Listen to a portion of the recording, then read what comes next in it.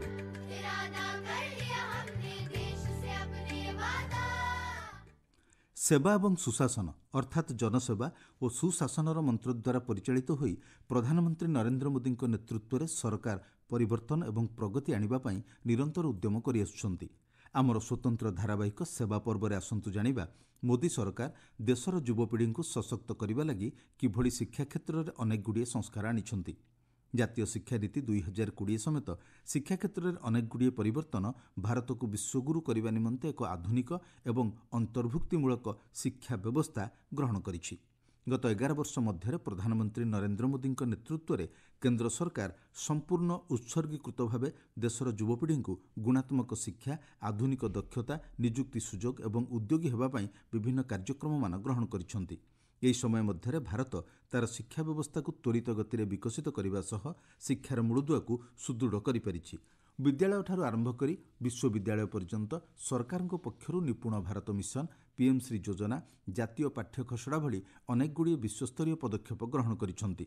सूचना अनुसार देश में थिबा आईआईटी, आईआईएम एवं एम्स गुड़िकर सुदृढ़ीकरण कराजिबा सह समस्तंकु भविष्यतर आह्वान मुकाबिला करने लगी शिक्षा व्यवस्था को जुक्तियुक्त करा जायछि।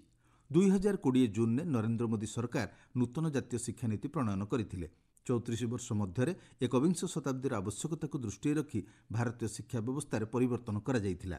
नुआ शिक्षा नीति आरंभ करी प्रधानमंत्री कहिथिले शिक्षार उद्देश्य होउछि समस्तंक पई समान सुजोग सृष्टि करिबा। समान शिक्षा का मतलब है स्थान, वर्ग, क्षेत्र के कारण बच्चे शिक्षा से वंचित न रहे। इसलिए नेशनल एजुकेशन पॉलिसी का विजन ये है, देश का प्रयास ये है कि गांव, शहर, अमीर, गरीब हर वर्ग में युवाओं को एक जैसा अवसर मिले। गत एप्रिल मास 29 तारिख में नुआदिल्ली में अनुष्ठित जुग्म सम्मेलन में उद्बोधन देई प्रधानमंत्री नरेंद्र मोदी कहिथिले सरकार एकविंश शताब्दीर दृष्टिकोण को विचार को नहीं शिक्षा को अंतर्भुक्तिमूलक करिसेंति। नई नेशनल एजुकेशन पॉलिसी लाई गई है। इसे शिक्षा के ग्लोबल स्टैंडर्ड्स को ध्यान में रखकर तैयार किया गया है। नई एजुकेशन पॉलिसी आने के बाद हम भारतीय एजुकेशन सिस्टम में बड़ा बदलाव भी देख रहे हैं।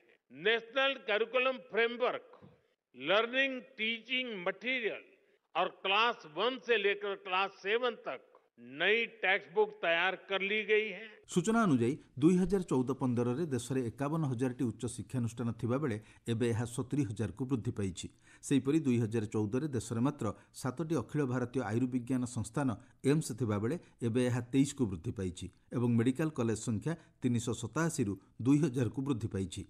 सरकार पदक्षेप जोगु भारत एवं तार भविष्यत पीढ़ी पर विश्वस्तरीय शिक्षा प्रदान व्यवस्था को आपणाइछि। आकाशवाणी संवाद विभाग मु सत्यव्रत बेहुरा।